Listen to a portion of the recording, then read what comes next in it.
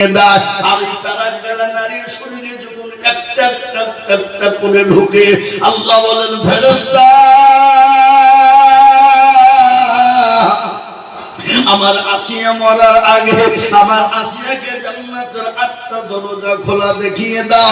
সে মরার আগে জানে জান্নাতের 8টা দরজা সে দেখতে পায়। কিন্তু ফেরাউন বলেছিল কাফের বেঈমান শুনলে জীবন চলে যাবে, কিন্তু আমার স্বামী ছাড়া আমি আল্লাহ বলবো না, খোদা বলে মানতে পারবো না, রব বলে মানতে পারবো না, কিন্তু দেব কিন্তু আমার স্বামীকে খোদা বলে মানার কোন মানে নাই। এই আসিয়ার উপর অত্যাচার শুরু হয়ে গেল রে বাবা। আজ আমি আপনাদেরকে বলবো বাপরে ও মুসলমান দরদি আল্লাহ ওয়ালা ইমানদার কলমাওয়ালারা, এসে আসিয়া কিন্তু আল্লাহকে পেয়েছিল, আল্লাহকে ভয় করেছিল, স্বামীকে ভয় করে না, স্বামীর কথা কিন্তু মানে নাই। মিশরের সমস্ত মানুষ মরণকে ভয় করে আল্লাহ বলে খোদা বলে রব বলে ফেরাউনকে মেনে নিয়েছিল। কিন্তু আসিয়া তিনি বলেছিলেন যিনি আমার রব, যিনি রাতকে দিন বানিয়েছেন, যিনি দিনকে রাত্রি বানিয়েছেন, যিনি সকালকে সন্ধ্যা বানায় সন্ধ্যাকে সকাল বানায়, যিনি চাঁদকে উঠিয়ে দেন ডুবিয়ে দেন, যিনি চন্দ্রকে উঠিয়ে দেন ডুবিয়ে দেন, আমি তাকে ছাড়া আল্লাহ বলে কোনো রকম মানতে পারবো না।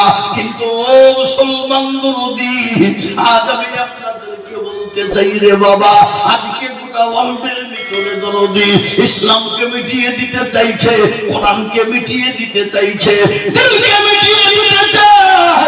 কিন্তু ইনশাআল্লাহ মুমিন মুসলমান যারা হবে, আল্লাহওয়ালা যারা হবে, ঈমানওয়ালা যারা হবে, দ্বীনওয়ালা যারা হবে, কোরআনওয়ালা যারা হবে, আল্লাহকে আঁকড়ে ধরবে যারা, পৃথিবীর কোনো বেঈমান যদি তাদের উপর অত্যাচার করে কিন্তু ওই মুমিন মুসলমান কোনদিন ইসলাম থেকে সরে যাবে না, দিন থেকে সরে যাবে না, কোরআন থেকে সরে যাবে না, মসজিদ মাদ্রাসা থেকে সরে যাবে না।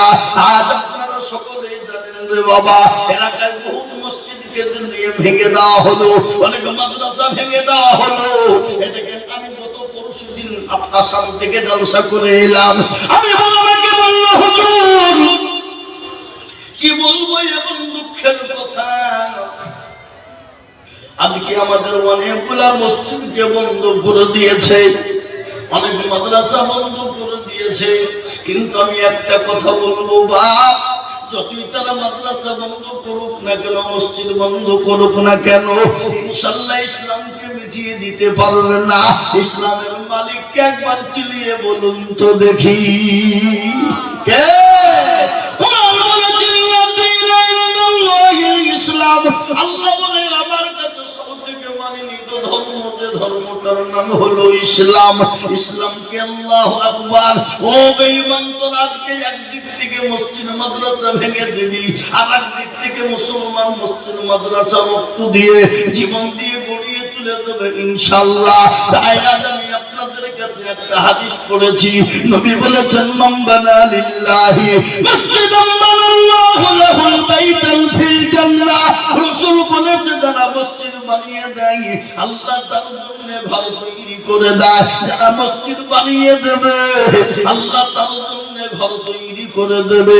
আজ আমি আইনুল হক, আমি আপনাদের দেশের ছেলে, এলাকার ছেলে, আজ আমি আপনাদেরকে বলবো বাপরে, শান্তিপুরা, মেঘালয়, মণিপুর, উড়িষ্যা, বিহার, ঝাড়খণ্ড, পশ্চিমবঙ্গ, বাংলাদেশ পর্যন্ত বাবুজিরে আমার মানুষের কাছে লাখ লাখ মানুষের সামনে লাখ লাখ লাখ লাখ লাখ লাখ টাকা করে বলি। আজ আমি একটাই কথা আপনাদেরকে বলবো বাপ, বহু টাকা বহু দিকে চলে যায়, বিবি বাচ্চা ছেলে মেয়ের পিছনে যায়, আত্মীয় স্বজনের পিছনে যায়, আর লম্বা চওড়া বক্তব্য নয়। আজকে আল্লাহর ঘর মসজিদটাকে ঢাকানোর জন্য এই প্রোগ্রাম, এই সমাবেশ, এই জালসা, এই জালসাই বাবুজি এই মসজিদটাকে তৈরি করার জন্য আমি আপনাদের কাছে একটু হাত পেতে দেব বাবা। বহু টাকার প্রয়োজন বাবা, কিন্তু এই মসজিদ কিয়ামত পর্যন্ত থাকবে। 5 ওয়াক্ত নামাজ হবে, সামি আল্লাহু লিমান হামিদা, সুবহান রাব্বিয়াল আলা, সামি আল্লাহু লিমান হামিদা, সুবহান রাব্বিয়াল আযীম, এক এক এক এক করে হতে থাকবে। আপনি আমি চলে যাব বাবা, কিন্তু এই মসজিদ কিয়ামত পর্যন্ত সাক্ষী দেবে। এই মসজিদ কিয়ামতের দিন কেউ যখন আপনার পাশে দাঁড়াবে না, কোরআন বলেছে ইয়াউমা ইয়াফিরুল মারউ মিন আখি ওয়া উম্মিহি ওয়া আবিহি ওয়া সাহিবাতিহি ওয়া বানি।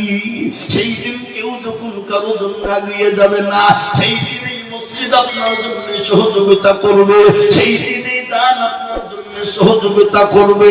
তাই এই মসজিদকে বানানোর জন্য আমি আপনাদের কাছে একটু হাত পেতে দেব। আমি এই লাখ লাখ লাখ লাখ লাখ টাকা করে চাওয়া মানুষ, কিন্তু আজকে